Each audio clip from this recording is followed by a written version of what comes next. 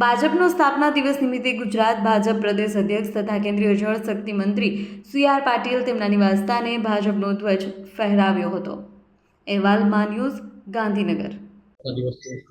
નમસ્કાર મિત્રો, આજે ભારતીય જનતા પાર્ટીનો સ્થાપના દિવસ છે.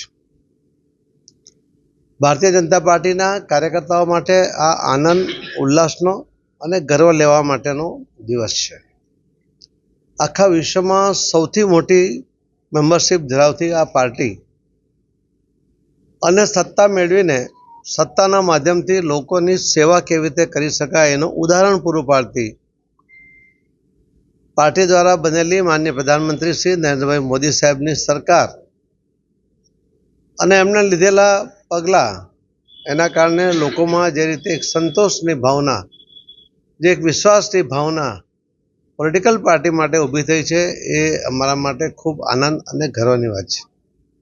ભારતીય જનતા પાર્ટીનો એક એક કાર્યકર્તા સૌથી પહેલાં એ દેશને મહત્ત્વ આપે છે, પાર્ટીને મહત્ત્વ આપે છે અને ત્યાર પછી એ પોતાને મહત્ત્વ આપે છે.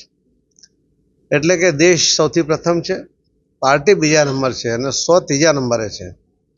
આવી એક ઉદાત્ત ભાવના સાથે ભારતીય જનતા પાર્ટીના કાર્યકર્તાઓ જે રીતે પાર્ટીનો ઝંડો લઈને એ ચાલતા હોય છે, ત્યારે એના શરીરમાં જે ઉત્સાહનું વાતાવરણ સર્જાય છે એ આપ સૌએ જોયું હશે.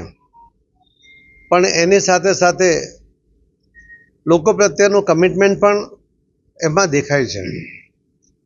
આજે સ્થાપના દિવસ નિમિત્તે આખા ગુજરાતની અંદર દરેક બૂથમાં લગભગ 25 ઝંડા પ્રમાણે 1,25,00,000 ઝંડાઓનું વિતરણ કરવામાં આવ્યું છે અને ગુજરાતના તમામ બૂથોની અંદર 25 જેટલા ઝંડાઓ લગાવવામાં આવ્યા છે.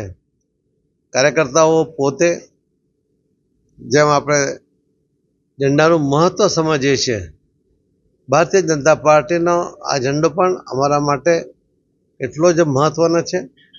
એની આન બાન શાન જેમ આપણે તિરંગા માટે રાખીએ છીએ, એ જ પ્રમાણે આ ઝંડાનું પણ મહત્ત્વ અમે જાળવીશું.